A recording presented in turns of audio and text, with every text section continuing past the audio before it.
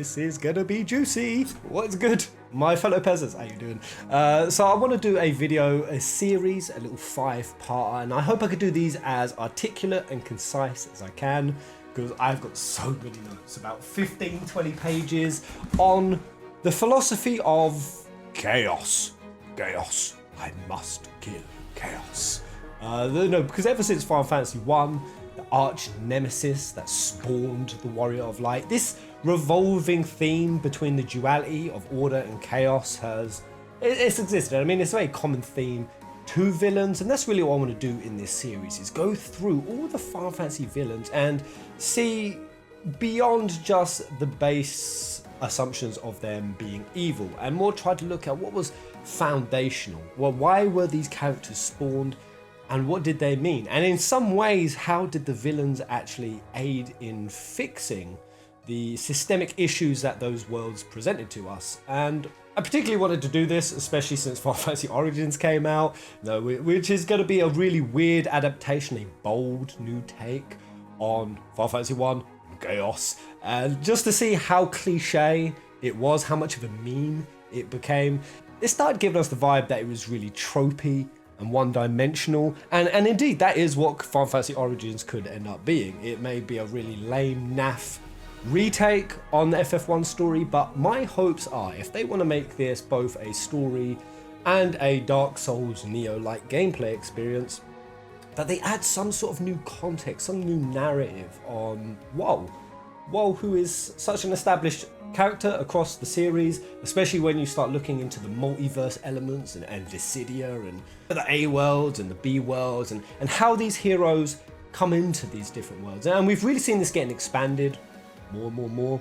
Final Fantasy XIV's done an awesome job in focusing on this narrative, and what I really want to focus on is really thinking about how none of these heroes, Cloud, Squall, Lightning, none of them would have ascended, none of them would have awakened to their heroic natures, reached their enlightened character arc breakthroughs, were it not for the villain. The dual nature of the hero and the villain, they're not separate. And in fact, one trying to conquer the other is actually more going to lead towards imbalance. And this is what I want to look at, how we define chaos. Let's start there. Like, the basic definition is a state of utter confusion or disorder, a total lack of organization or order. So things like disorder and mess and destruction, and these kind of two-dimensional labels that we put on this concept. And I've got to say, it's especially us as Westerners, because what I want to do in this series is tie these different Final Fantasy games and the philosophies that they put forward with where have we seen similar replicas in religions, in previous cultures and myths. What have previous civilizations thought on this topic? Because what we'll very quickly find is, whether it's from Hinduism, Judaism, Hermeticism, even something like Nietzsche's chaos theory, they've all had this recognition, this acceptance, and to a degree even a worship of the concept of chaos, and that it's not something that can be separated or avoided or crushed. It's something that must be accepted. It must have a light shone upon it, and that every individual, by going through this process of recognizing the primal, chaotic natures of not only themselves, but the world that they live around. And there's something very powerful in chaos, in the way that it can expose the illusory layers of what we think is us, what we think is the world, of what we perceive of reality, and the labels that we attach to it, good and bad. As I've been diving down these different cultures and myths and how our past ancestors thought about the concept of chaos,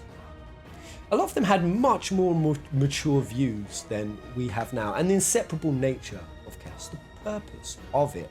Now, whether that was from the Norse, with their Ragnarok and the cycle of war and the chaos of battle reaching its peak, which would summon Fenrir and eat the moon and bring about a destruction cycle to usher in a new age of rebirth, even over to the Hermetics, who kind of saw chaos as a more of an alchemical, elemental process that when understood and incorporated properly could add fluidity to the other elements, which would birth the Philosopher's Stone. And then even to like the Greeks and Romans, they thought the world started in chaos.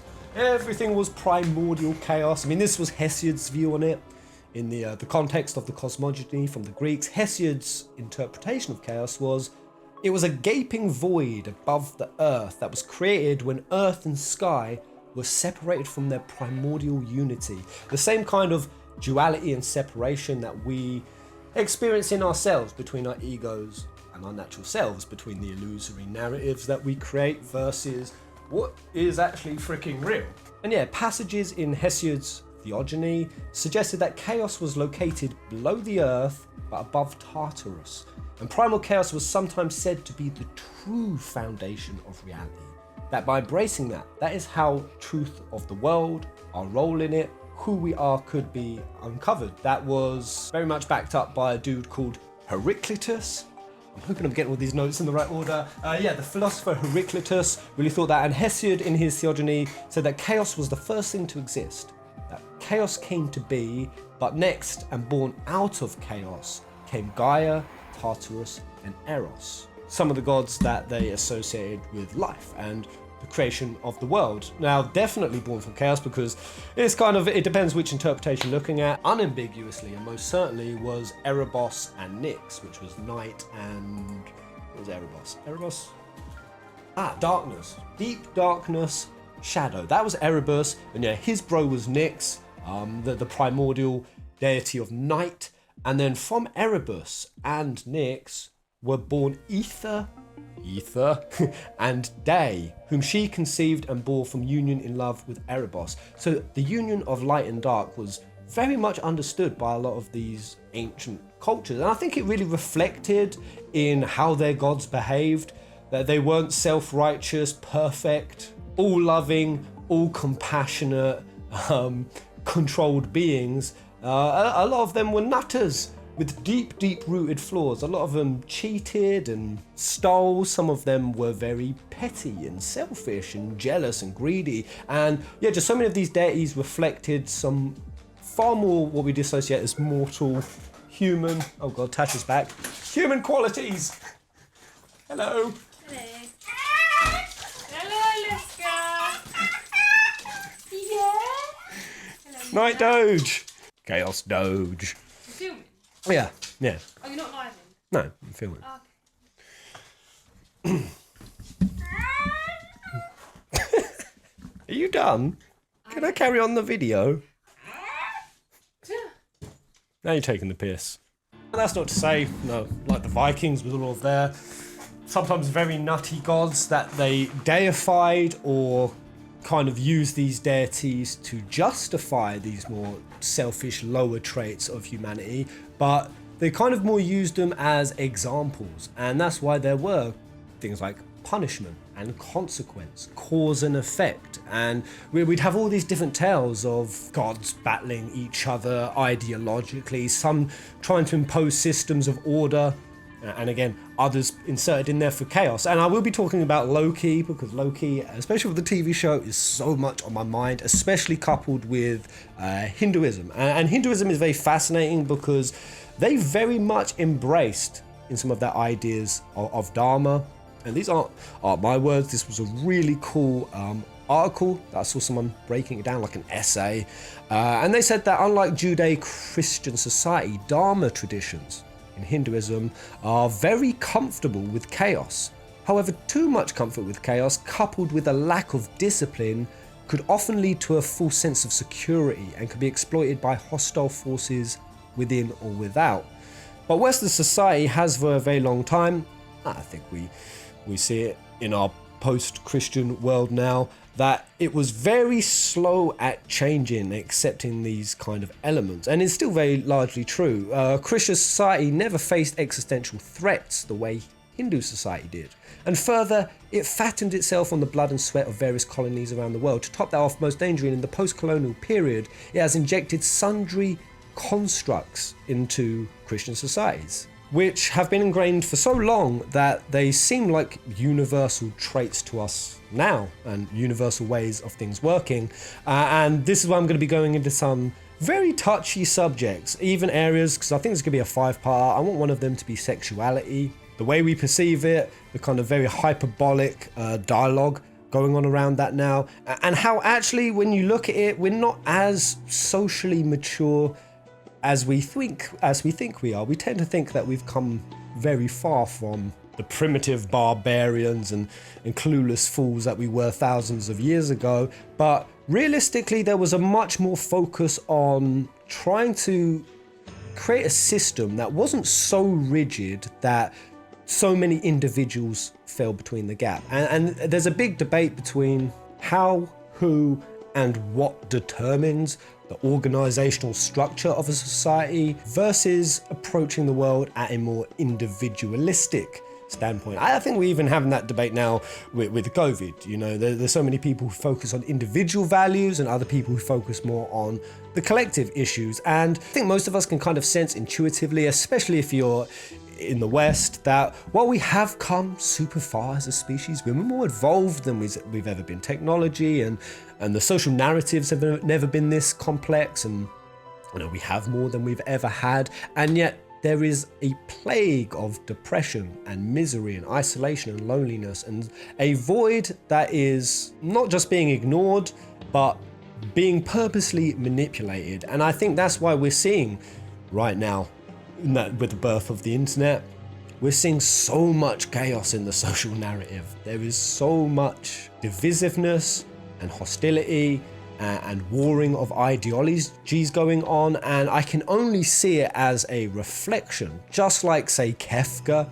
No, the only reason Kefka came into existence is because there was an empire that thought it was okay to commit genocide, to subjugate people, to do human experimentation and disregard the needs and the values of the individual for what they perceived as what would be something better for the greater good, creating machines of war to bring about a single cohesive narrative, a system of order. And we've seen this with every civilization that's tried to take over. You know, the Romans trying to impose their way of order, you know, conquering these chaotic, primitive, barbaric tribes like the Germanians and bringing order and civility to these uncivilized brutes. Something that, you know, we saw the birth of Christmas trying to do. The Yuletide was a Germanic tradition. It was a pagan holiday and festival that they had, and then they tried to introduce, and I'm sure you've heard this with Christianity, is Noel Christ, Noel being a Christmas carol, or just literally to mean Christmas. And the fact that we have Yule and Noel in 13.2, Yule, a girl who has to reincarnate again and again to basically keep order in the universe, in the timeline. Essentially, her sacrifice brings order to the world. And I don't see that as much of a coincidence when you look at, say, the Old Testament. The Old Testament, well, that was pretty bloody savage. There's floods and plagues and pestilence and God telling people it was okay to go and rape their dads and stuff. I'm not trying to trigger any Christians in the house, because I think a lot of even Christian people kind of look at the Old Testament and you're like, yeah, that shit was pretty barbaric. And it was upon Jesus sacrificing himself that brought in the New Testament and signified that the sins of humanity had been wiped clean. So we saw through that sacrifice the transition from chaos to order. And what's really curious with Yule being that similar kind of sacrifice is that while it did for thousands of years and hundreds of Yules who died again and again, that it did keep the world in a semblance of order. But again, it was coming at the expense of an individual, and that's where Caius comes in.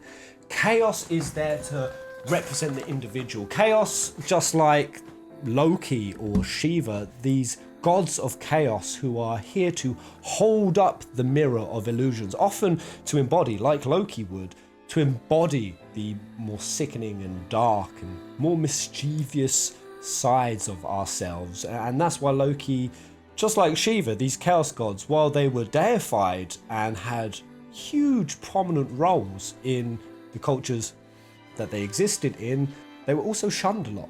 Shunned by the other gods, and even by practices of the religion. They were feared. There were a lot of Vikings who feared the concept of Loki and gave him a far darker narrative. But then there were some who saw the importance of those. I mean, Shiva is one of the most deified gods in Hinduism, and he's all about destruction. He literally dances like a chaotic nutter. I think it's even called the Dance of Death. Where is it? Yeah, I wrote this down. The Nataraja, where basically Shiva dances. And just so you know, Shiva was a Kush smoking, snake wearing, he literally had like a big cobra round his neck, and his hair was messy and his eyes were like blazing. I think there's even statues of Shiva's knob, because he would like sneak into like villages and sleep with all of their wives, and then the men would come back and they cursed him and Shiva's knob fell off. He was a scallywag, just like Loki, and yeah, heathen groups feared and shunned them, some even today, because yeah, like this person said, if you faced a god who mirrors your imperfections, your ignorance, your darkness, who wouldn't be afraid? Are our own ignorances the most fearsome thing in the entire universe, because it holds us bound? It never allows us to surrender to God's grace and God's love, but to blame Loki for our own shortcomings, or Shiva, is to basically remain ignorant of our own shortcomings. And if we view these gods of chaos through the eyes of polarity and from a consciousness that is based on fear, you'll find all of that. You will find all of your darkest traits and aspects in that particular deity.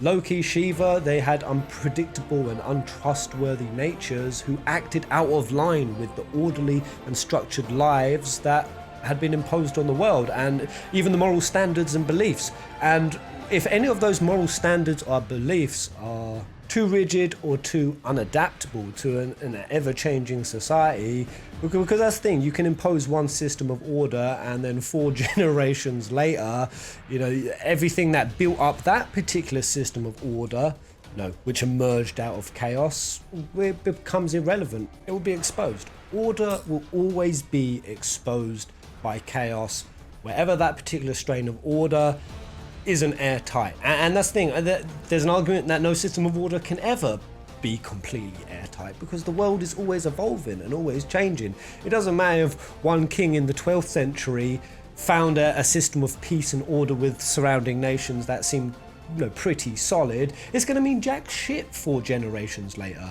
5 generations later, in an ever adapting world, in a universe that works on exploding galaxies and colliding star systems. And it's even where I really like Nietzsche. Nietzsche had a chaos theory.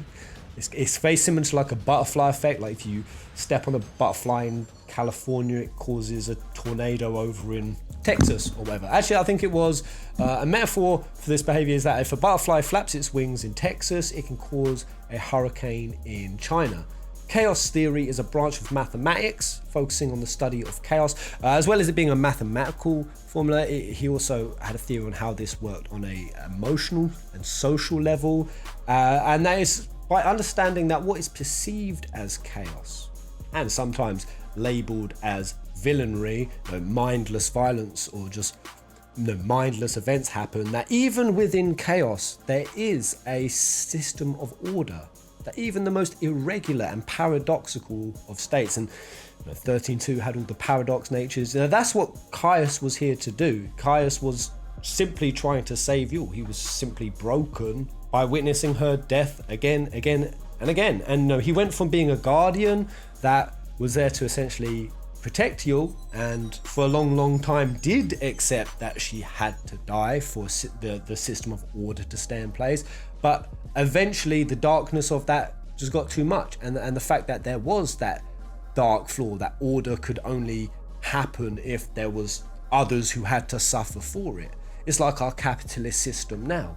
It gives us everything. It gives us our cars, it gives us our pleasures, it gives us all of our delights. But are we really gaining this scot-free? Are there not people directly suffering from this system of order that we have right now? And individuals like Caius, Kefka's, all these villains are here to expose it. But yeah, on Nietzsche's chaos theory, he says, even in chaos, there are underlying patterns and deterministic laws that are highly sensitive to initial conditions. Chaos theory is an interdisciplinary theory stating that with the apparent randomness of chaotic complex systems, there are underlying patterns of interconnectedness, constant feedback loops, repetition, self-similarity, fractals, self-organization. Where that sort of bridged from mathematics into psychology is the way they took that same modeling group behavior in which the members, just like members within a society, as in the equations within a seemingly chaotic equation, is that each member within the system may be behaving as if they are sharing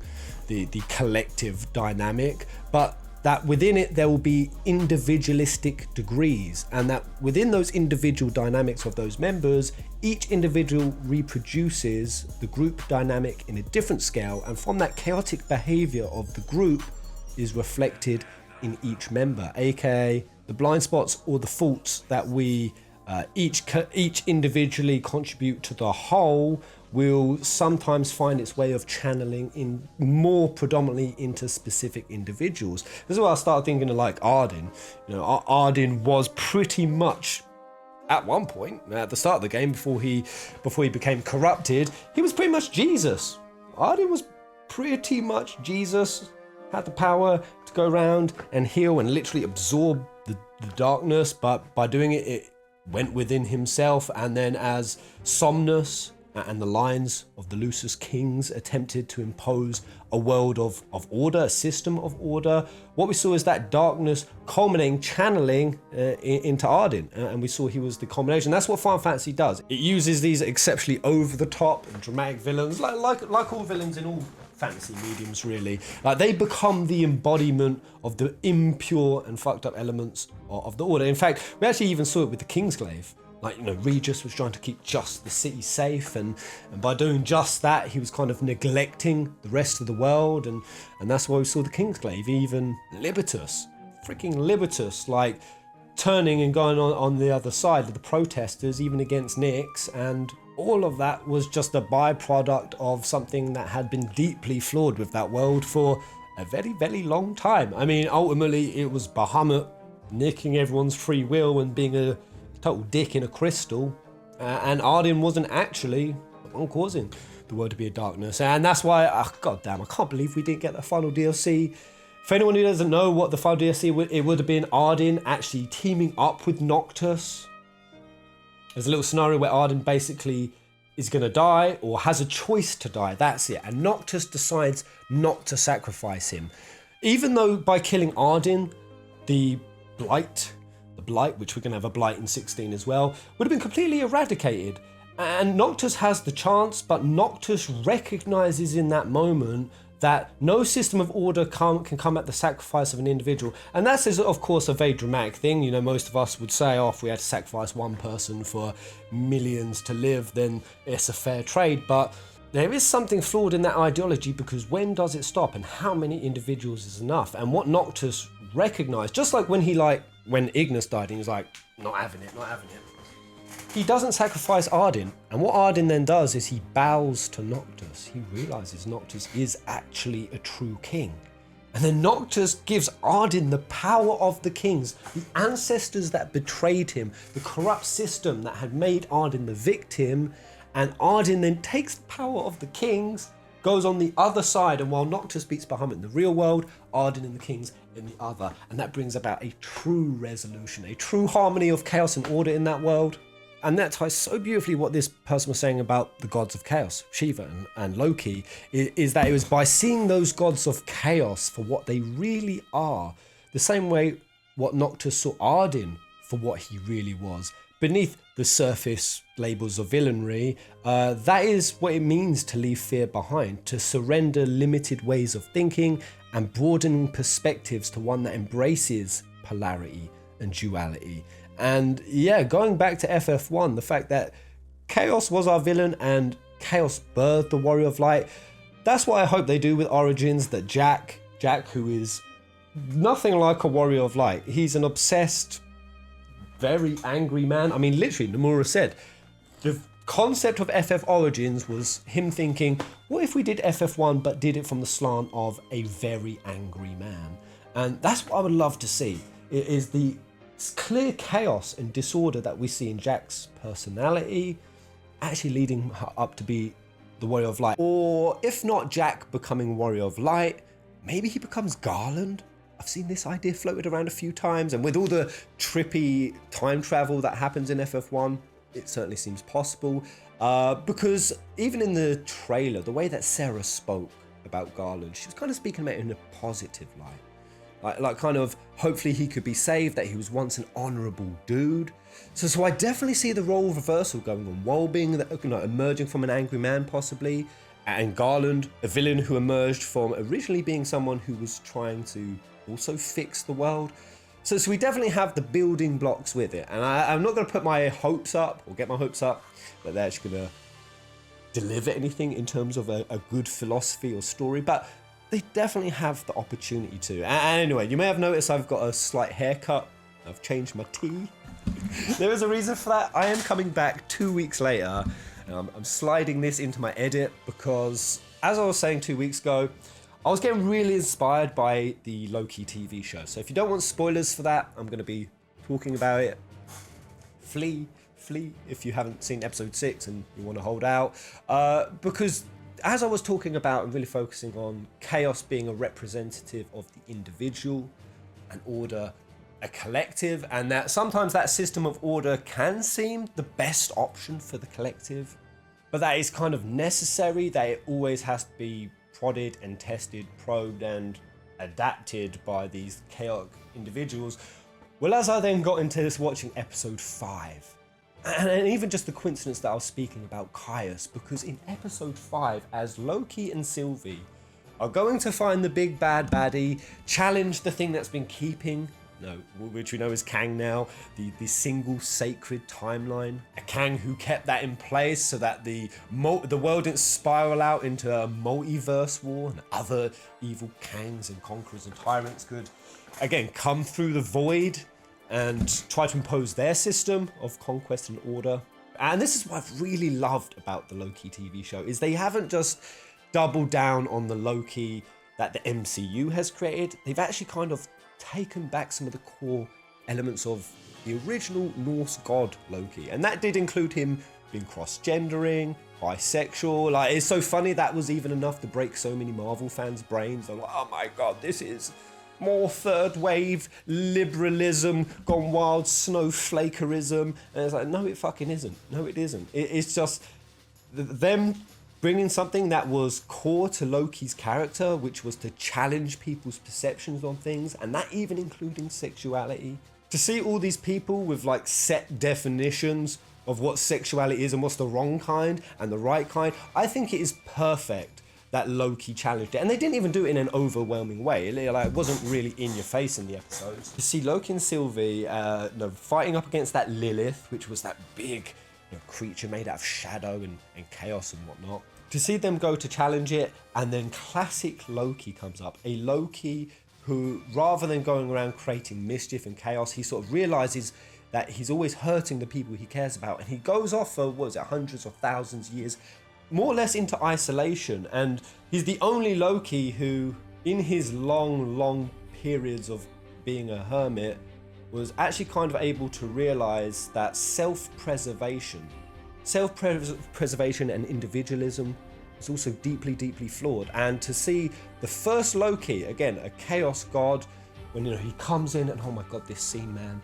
the music, the CGI of the scene, the cinematography, the actor, the actor crushed that role so freaking hard. But yeah, just to see this Loki finally realize that, what do Lokis do? They survive no matter what the cost. For him to see the flaws in that and in his own chaos, and the way he rectified that, not rectified it, came into acceptance of it, or should I even say transcended it, was by finding glorious purpose.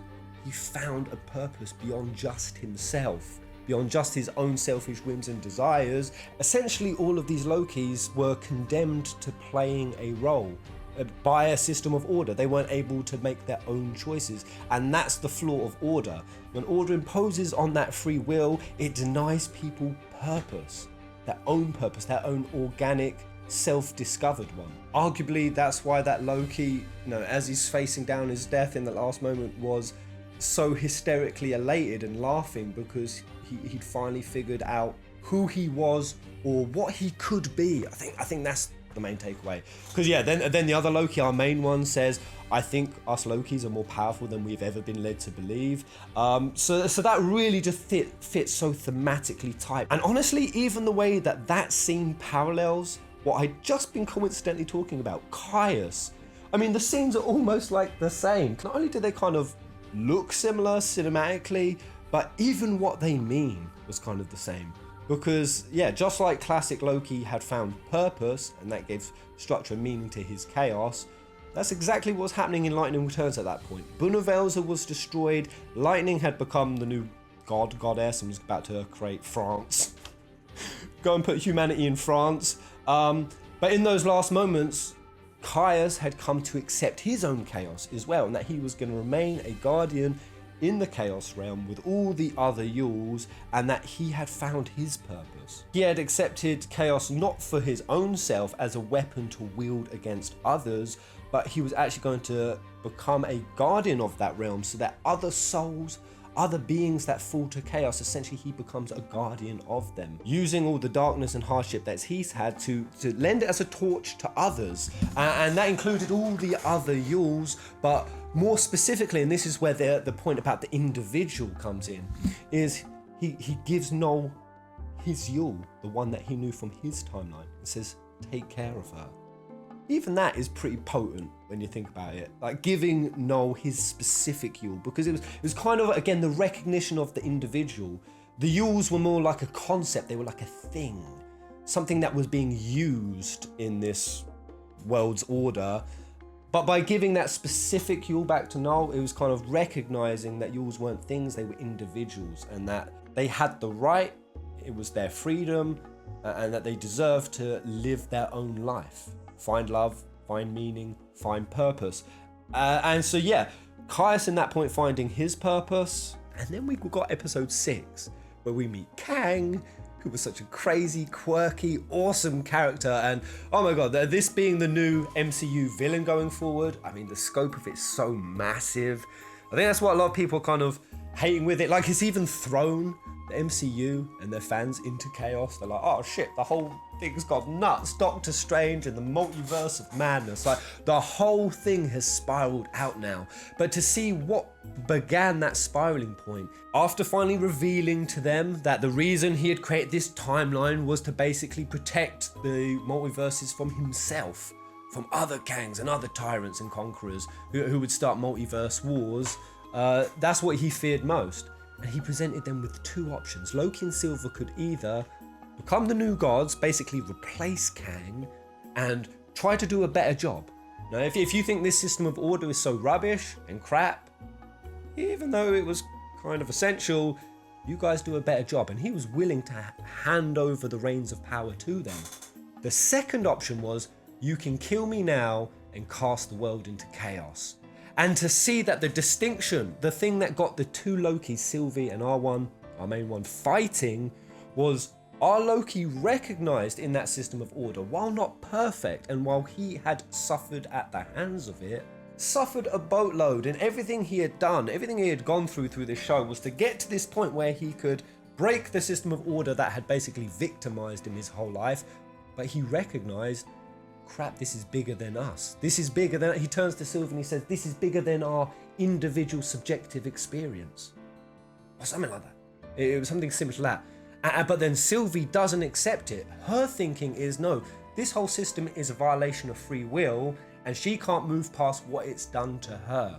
Her life that has been ruined and essentially robbed from her entire life. She refuses to move past that point. And just to see those 2 Lokis battle on those 2 ideas, to see Kang present those 2 ideas, man, that was such a thematically tight episode, and it really did. It had a lot of good thought and philosophy in it.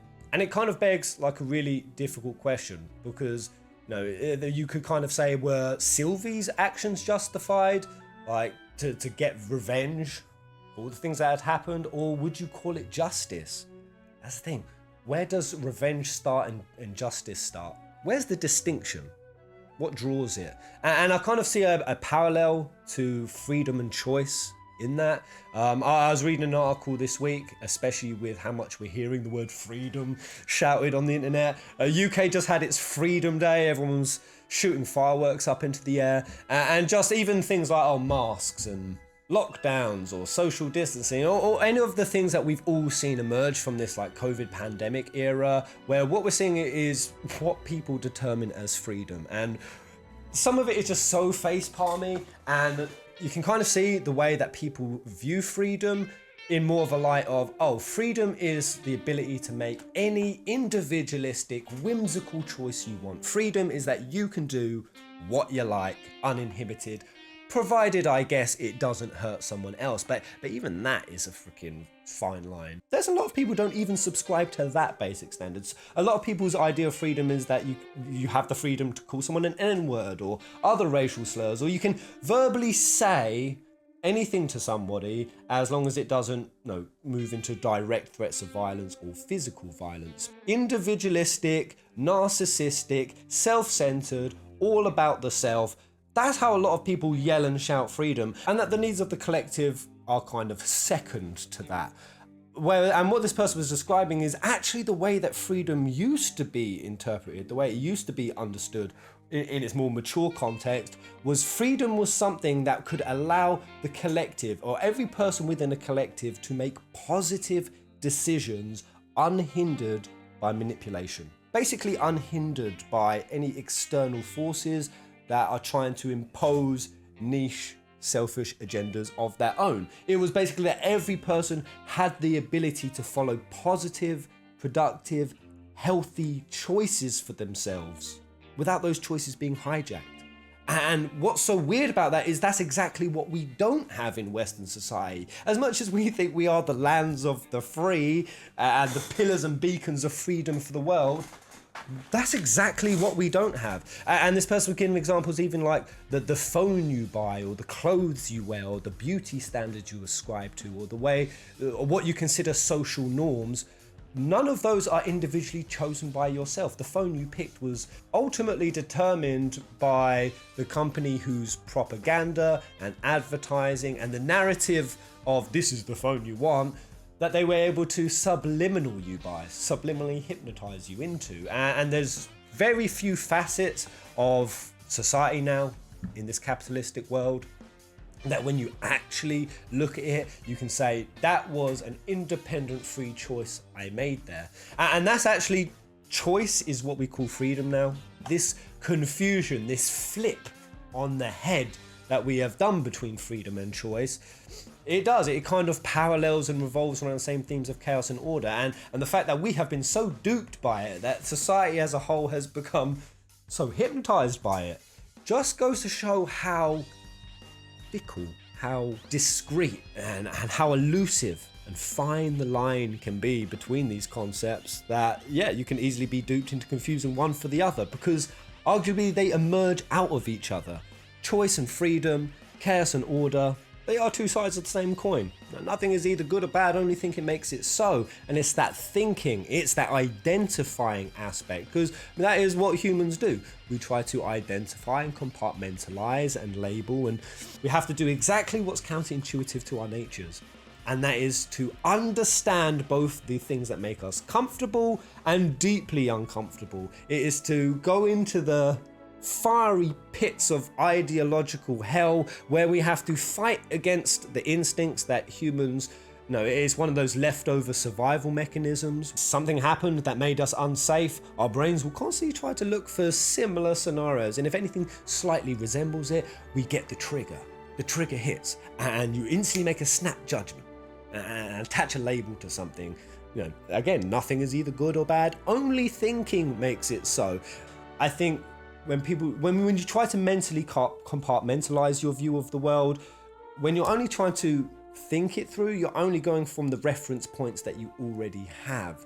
I think at some point, and this is why I loved the video from School of Life that said travel is the greatest building block of emotional maturity, because it was essentially saying that actually going out and experiencing, walking a mile in another person's shoes, putting yourselves in the kind of conditions that you're intrinsically adverse to, they're always the things that are going to give you the most benefit, bear the most fruit for you. I mean, I remember going to Japan and meeting a bunch of monks at a monastery and in a few places around, Bali, and I remember seeing this big waterfall, and this thing was a crashing nasty mofo, and he said go sit under it.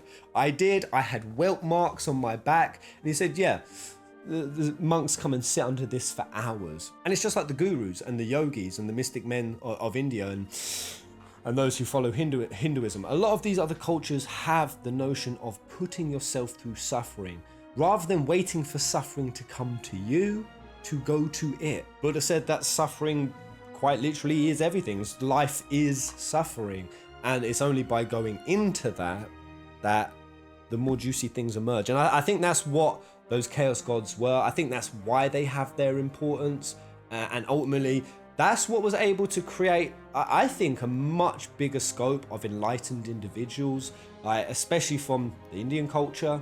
The number of truly enlightened beings that have emerged out of there is because there are elements of that acceptance of chaos and suffering, so deeply ingrained, whereas we've not really had that many from the Christian faith. In fact, I think it was, I hope I get this right, I think it was Saint John of the Cross. He was a pretty woke dude who emerged out of Christianity. There definitely have been figures, and that's why I think every religion has its merits. There's been wise men who have emerged from all faiths, so the idea that any single one of them is correct is of course ridiculous. If there is such a thing as God or enlightenment, if it only carved one singular path to get to it, it wouldn't be very fucking effective, would it?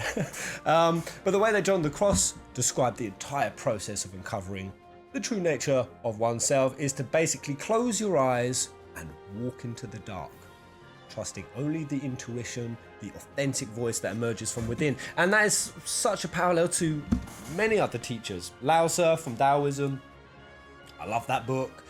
He said that darkness within darkness is the gateway to all things. Zen Master Suzuki, he said there are, strictly speaking, no enlightened beings, only enlightened actions. And he says the true purpose of Zen is to see things as they are, without judgments, without preconceived notions, to observe things as they are and to let everything go as it goes. Zen practice is to open up a small mind. Yes, I might as well carry on reeling off a bunch of quotes so that they can speak words of wisdom where I have little. And honestly, this video, this whole topic, this is really just opening up the discussion, because generally I'm more curious on your thoughts, guys.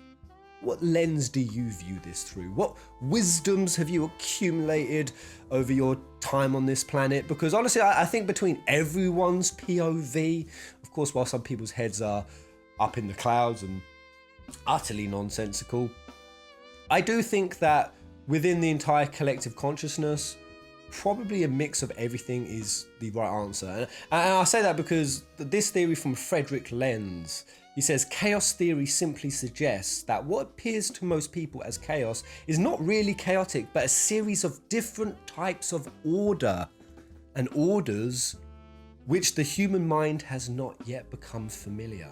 Oh, I like that. It kind of vibes to me that, while every single individual, like an individual thing, is so chaotic, that was Nietzsche's butterfly effect, even when they were trying to map the cosmos, even the tiniest variation of which we're all variants. Oh shit, we're all variants.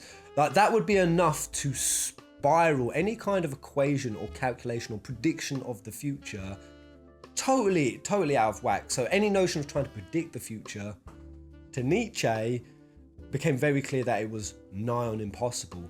And the idea that each of us, in our chaotic individual natures, we carry a system of order or a contribution to a system of order that can work for everyone. And that all of this experience, all of this battling over COVID and on Twitter and social media, that while it does seem really pathetic and exhausting, we're all becoming socially infantile and demented, I think we're just going through a process. We're just going through a process pushing us towards a better system of order for everyone. Henry B. Adams says chaos often breeds life when order breeds habit. Let your mind moseys on that. This was quite funny, and it's where I kind of like the Joker characters, like the Kefkas, similar to like Joker. Joker himself said, introduce a little anarchy, upset the established order, and everything becomes chaos. And I even think the reason why we kind of glorify these kind of chaos characters, especially in video games, and Steve Martin said this, he said, chaos in the midst of more chaos isn't funny or fun, but chaos in the midst of order is. And that kind of chaos that, well, while it does bring uneasiness to the world, it also allows the opportunity for creativity and growth. George Peabody thinks that us trying to bring order out of chaos is absolutely not our life's task, or what we should even be attempting to do, but to get work done in the midst of chaos, and that all great changes are preceded by chaos. Deepak Chopra, baby. And then finishing off, thank you guys for watching and making it to this point in the video. I don't know who quoted this, but I think it's really nicely put. Chaos is a ladder. Many who try to climb it fail and never get to try again. The fall breaks them. And some are given a chance to climb out, but they refuse. They cling to the realm and the life that they're in, or they cling to gods or love, illusions. But the thing is, only the ladder is real, and the climb is all that there is. That one is so potent to me. The climb is all there is. Keep climbing, my dear Pezzy Wezzies, as I am trying to climb to 100k. Honestly, me getting to 100k, it feels like fucking RuneScape. Whenever I played RuneScape, like you'd get to level 92 and that was only the halfway point. Like the last 7 levels were the same amount as up to 92. I feel like that with my subscribers. I've got the majority of the way to my silver play quest cape, my silver play cape. I'm just trying to farm for that last little bit. So if you like this vid and you want to see more, honestly, hit the likes, let me know in the comment section, and honestly let me know if there's anything in this avenue of discussion that is inspiring, or any little areas you can push me towards. I know Primal Regalia, some of you guys in my live streams got like really great ideas, and you've been nudging me towards different things to read and check out, which I love. I'm at least enjoying the attempt of trying to go beyond just Final Fantasy and try to bring something a bit more poignant, something a bit more relevant to us IRL. And I guess that's what I'm hoping for this little series. So honestly, anything that is relevant to you IRL has value. I like to hear it. Though in all honesty, this could come across as just really woke lordy and scatterbrained. Oh, Terry Pratchett though. I'm just in a Terry Pratchett quote. He says that chaos is found in the greatest abundance wherever order is being sought. It always defeats order because it is better organized. Sort of shit you gotta ponder on. Oh my god, Albert Einstein's popping up now. What's he say? Einstein said, be a loner. That gives you time to wonder, to search for the truth, have holy curiosity, and make your life worth living. Classic Loki, going off being a loner, finding glorious purpose. Woo! Woo! I love that no matter which smart individual, smart thinkers and philosophers and wise men throughout history, they've all viewed things in such like succinct, similar ways that if there is such things as universal truths, I feel like it's somewhere in this terrain of chaos theory and its polarity. That's somewhere where truth lies. Somewhere. But anyway, guys, thank you very much for watching, and I will see you on the next chaos video. Kupo! Fireworks to light up your night sky. In a flash, life and love can go awry. Let me take you higher. Fulfill your desires. Stilettos and lingerie bows. Compliments, supplements.